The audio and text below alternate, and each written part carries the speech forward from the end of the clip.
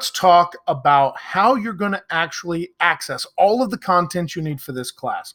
So first thing you're going to do, go right up to the top. You're going to go bit.ly/1920, and then whatever your class is. So for example, pre-calc or whatever. You're going to type in that one key link that gets you to absolutely everything that we're going to do throughout the course of the year. Now, parents and students, this is where you're going to find everything for the class.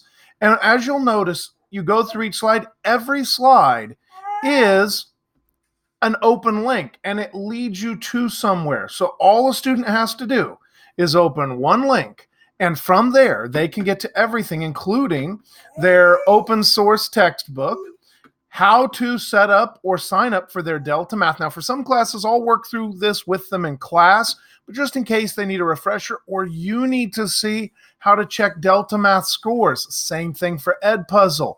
Not just how to sign up for it, but how do you check to see what your son has or hasn't done, or your daughter has or hasn't done, what their scores are, etc. So that's how you're going to get to that. If we get to a more standard middle of the year kind of thing, so let's go to polynomials. Just click the icon for polynomials or the name of polynomials. It takes you to the same place, opens up the slideshow for this particular chapter. And in most cases, a day is going to look similar to this, okay?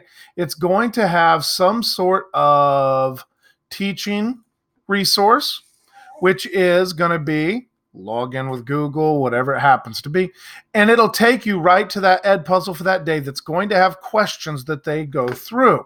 Once they're done with that, if they need the notes are right there. You click on the notes, blow them up. So if your student's a student that needs notes provided, we got them.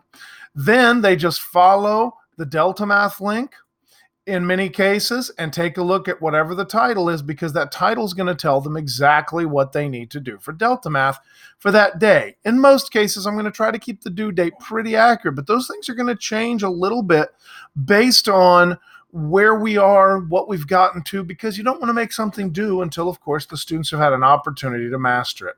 Even if it's a worksheet, which we don't do a ton of, but if you do, they're right there. And so there should be no reason to lose a worksheet. So book, learning resources, online homework tools, notes, it's all right here in the one link. So the goal here is work from the top to the bottom, and everything should be in one-stop shop. That's why that link is so important.